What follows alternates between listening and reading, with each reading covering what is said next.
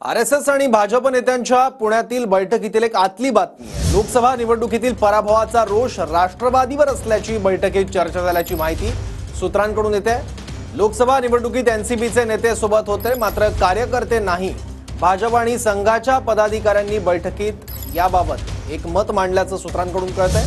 हिंदू मतदार मतदानाला घराबाहेर न पडल्यानं भाजपला फटका बसल्याची बैठकीत चर्चा झालेली आहे। दलित मुस्लिम समाजाला जवळ करण्याची गरज असल्याचं देखील बैठकीत बोलण्यात आलं। चुका दुरुस्त करत विधानसभेसाठी ताकदीनं कामाला लागण्याचे आदेशही देण्यात आले आहेत। याबद्दल आणखी माहिती घेऊ, आपले प्रतिनिधी योगेश बोरसे आता आपल्या सोबत आहेत। योगेश, यापूर्वी ऑर्गनायझर मध्ये लेखातला जो सूर होता तो सूर या बैठकीत सुद्धा बघायला मिळाला?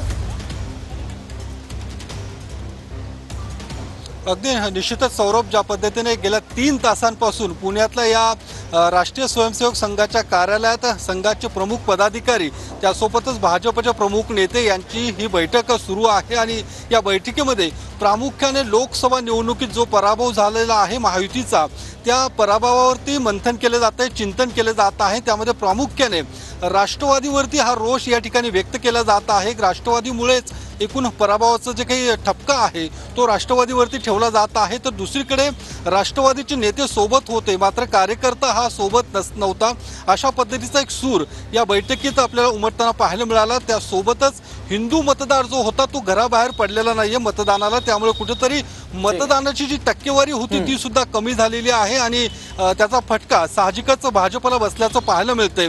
त्यासोबत महायुती सोबत जे ठीक आहे, बरोबर योगेश, धन्यवाद या माहितीबद्दल।